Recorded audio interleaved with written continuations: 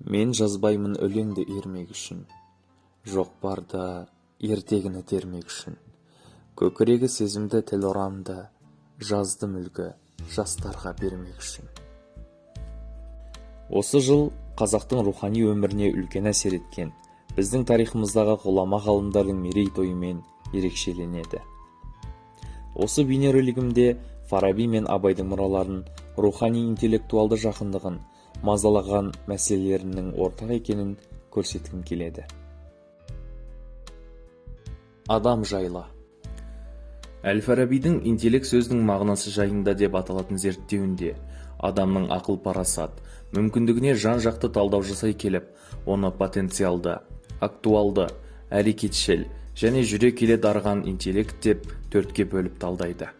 Ол жүре келе дарыған интеллект туралы айта келіп, адам туғаннан ақылды, білімді болып тумайтынын, интеллекттің өзі жүре келе естіп, көріп барып қана дамитынын ескертеді. Әл-Фарабидің осы философиялық ой тұжырымын 9 ғасырдан кейін Хакім Абай барша қазаққа түсінікті тілмен жалғастыра түседі.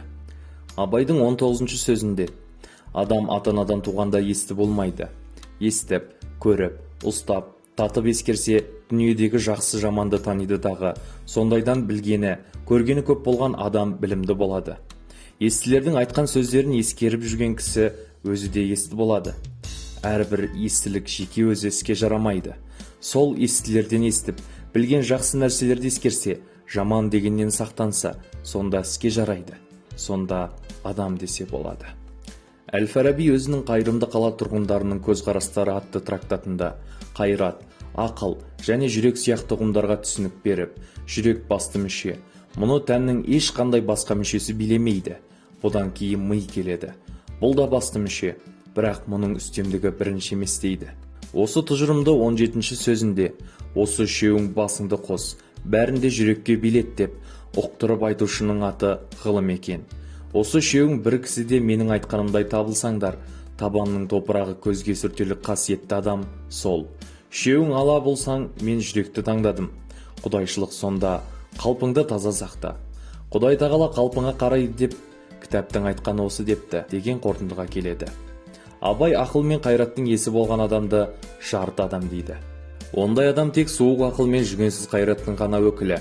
Ал осы екі қасиетпен қоса бойына әділет біткен адам ғана толық адам. Яғни ол енді нұрлы ақылдың өкілі деп танылады.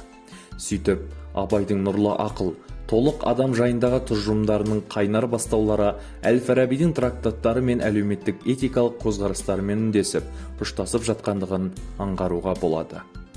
Ғылым.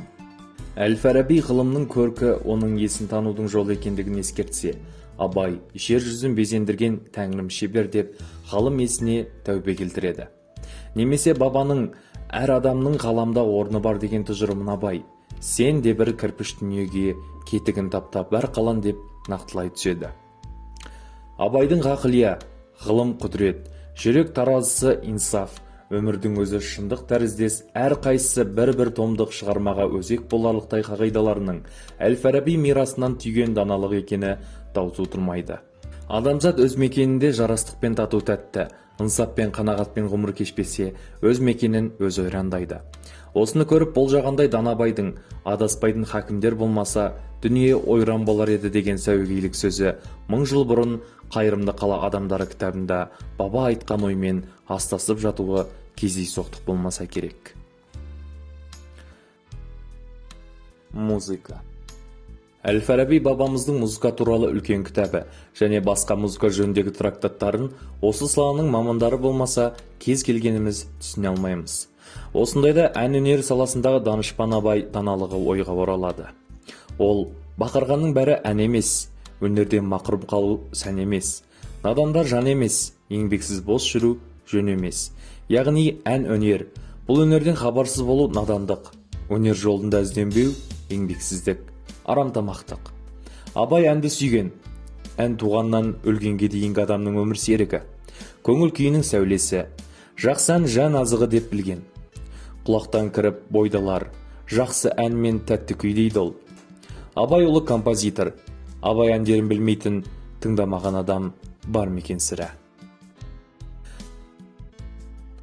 Әдебиет.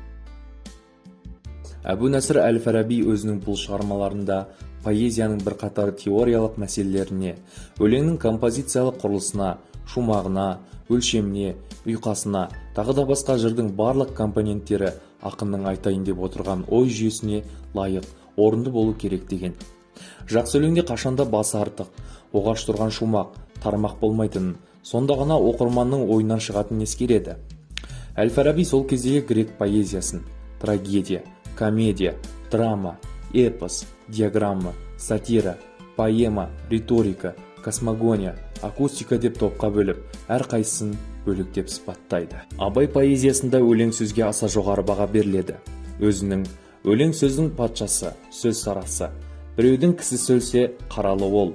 Мен жазбаймын өлеңді ермек үшін деген өлеңдерінде ақын сөз өнерінің қадір қасиетін, өлеңнің адамның сезімі мен қоғамдағы жағдайын бейнелеудегі қызметін, жалпы ақындық өнерге қойылар талаптар мен өлшемдерін үнемі алға тартып отырады.